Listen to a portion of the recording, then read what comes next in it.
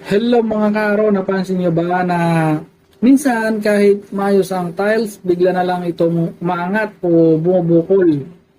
Sa video na ito, ipapaliwanag natin kung bakit nangyayari ito at kung ano ang tamang solusyon.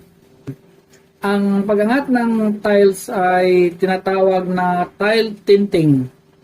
Nangyayari ito kapag nawawala ang kapit ng tiles sa sahig o kaya ay nagtutulakan sila dahil sa init at pressure.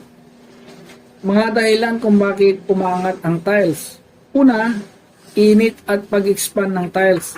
Kapag mainit ang panahon, lumalaki o nag-expand ang tiles. Kung walang sapat na alawan sa gilid, nagtutulakan sila hanggang sa umangat. Ikalawa, mahinang tile adhesive o maling halo ng semento.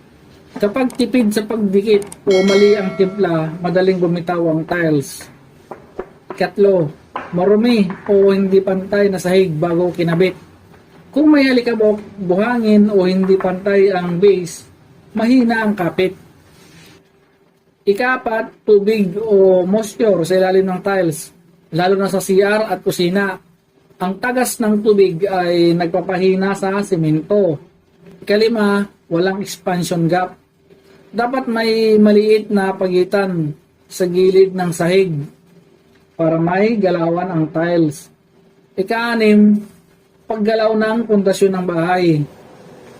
Bagong bahay, lindol o paglubog ng lupa, lahat ito ay nakakapekto.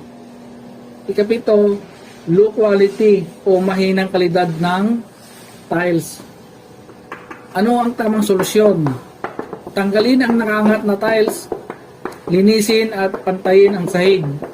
Gumamit ng dekalidad na tiles adhesive, maglagay ng expansion gap sa gilid, gumamit ng waterproofing kung basa ang area, i-check kung may tagas ang tubig at may kalidad na tiles.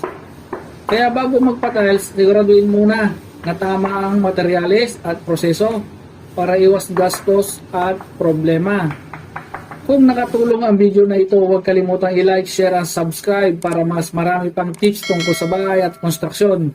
Maraming salamat. Kita-kits sa susunod na video.